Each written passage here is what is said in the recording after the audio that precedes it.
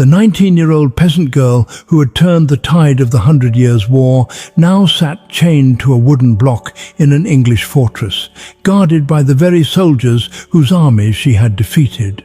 The woman who had crowned a king would be destroyed by men determined to prove she was no messenger of God, but a heretic deserving only fire. When Burgundian forces captured Joan of Arc at Compiègne on May 23, 1430, they held the most valuable prisoner in France. In November, the English paid 10,000 francs to her Burgundian captors and transferred her to Rouen, the administrative capital of English-occupied France. By December, Joan found herself imprisoned in the castle of Bouvray, a fortress controlled by the Earl of Warwick. The English had purchased the means to destroy the legitimacy of Charles VII himself. Joan's interrogation by English clergy. On January 3, 1431, an edict charged Joan with religious crimes. She would be tried by an ecclesiastical court headed by Pierre Cauchon, Bishop of Beauvais, who had long served as an advisor to the English occupation government. The charges included wearing men's clothing in violation of biblical law, claiming to receive divine visions, and refusing to submit to church authority. The trial would determine whether Joan's victories had been acts of divine will or the work of a heretic guided by demons. The formal interrogations began on February 21, 1431. Joan was led into the chapel of the castle to face Bishop Cauchon and 42 clerics assembled to judge her. She agreed to swear an oath to answer questions truthfully, but refused to reveal anything that might compromise King Charles VII. Between February 21st and March 24th, Joan endured nearly a dozen interrogation sessions.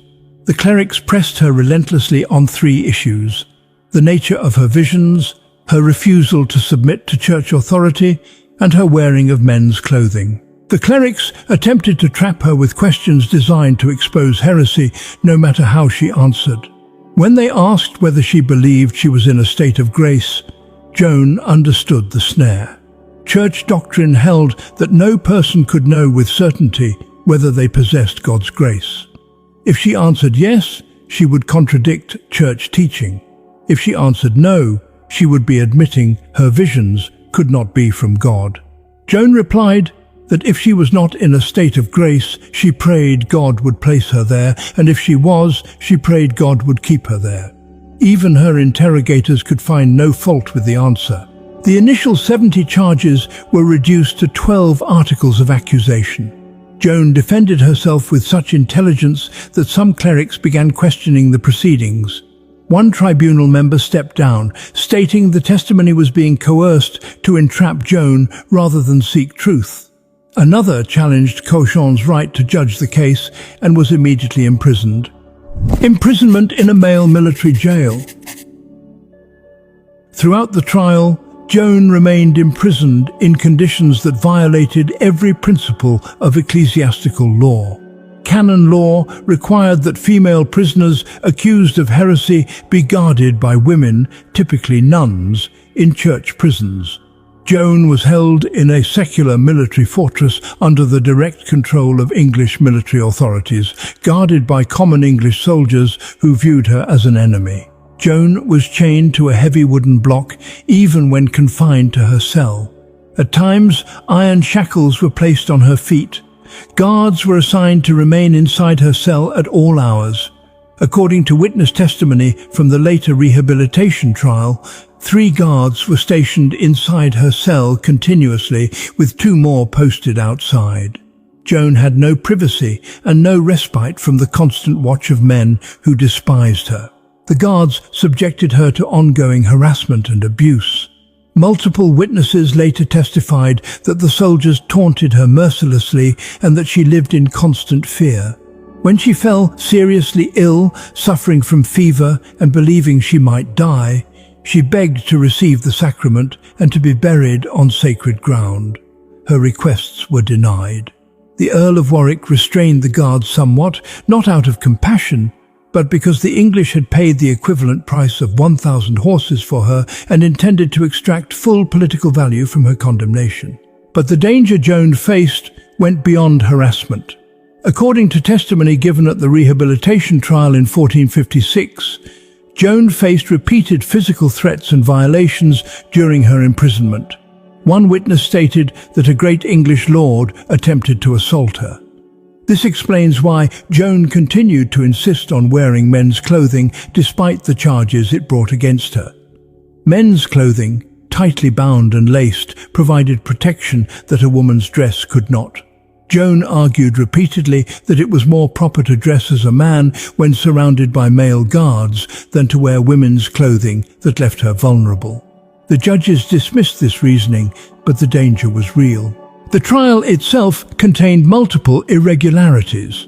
Joan was interrogated for weeks before being formally read the charges. She was given no legal counsel.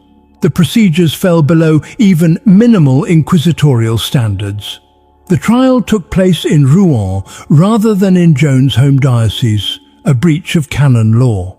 Evidence suggests the trial transcripts were falsified at crucial points to make Joan's statements appear more incriminating than they were. The heresy verdict and execution at Rouen.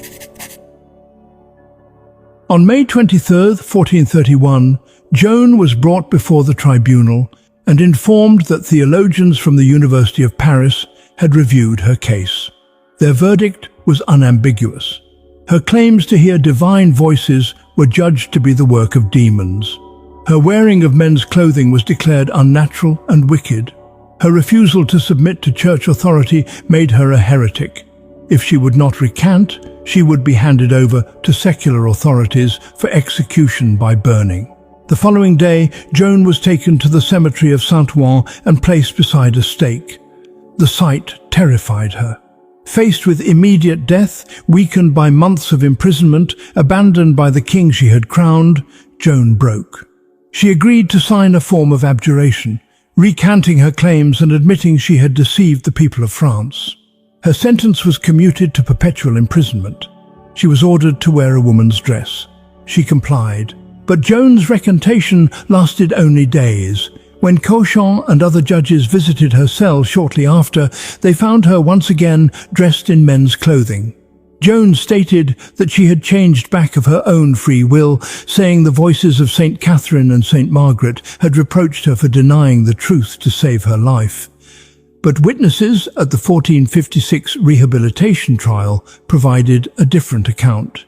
They testified that guards had deliberately stolen Joan's dress during the night and left her nothing to wear except the men's clothing, forcing her to put it on. Whatever the precise circumstances, the result was predetermined. On May 28th, Bishop Cauchon and 7 other judges interrogated Joan in her cell. She told them she had resumed wearing men's clothing because it was necessary for protection while imprisoned among men, and that her voices had censured her for recanting. Joan's return to male clothing after swearing not to wear it was proof of relapse. Under canon law, a relapsed heretic could not be given a second chance. On May 29th, the judges unanimously agreed she must be handed over to secular authorities. The sentence was death by burning. On the morning of May 30th, 1431, Joan was allowed to receive the sacraments, an act of mercy that technically violated church law. She was then led from her cell to the Place du Vieux Marché, the old marketplace in the heart of Rouen, where a large crowd had gathered. A tall, plastered pillar had been erected in the center of the square, and Joan was tied to it. She should have been formally handed over to the bailiff of Rouen for secular sentencing, but instead the English took direct control. Joan asked to see a cross as she died. An English soldier, moved by her plea, fashioned a simple cross from 2 sticks and gave it to her. She kissed it and held it against her chest. Then a processional crucifix was brought from the church of Saint-Sauveur.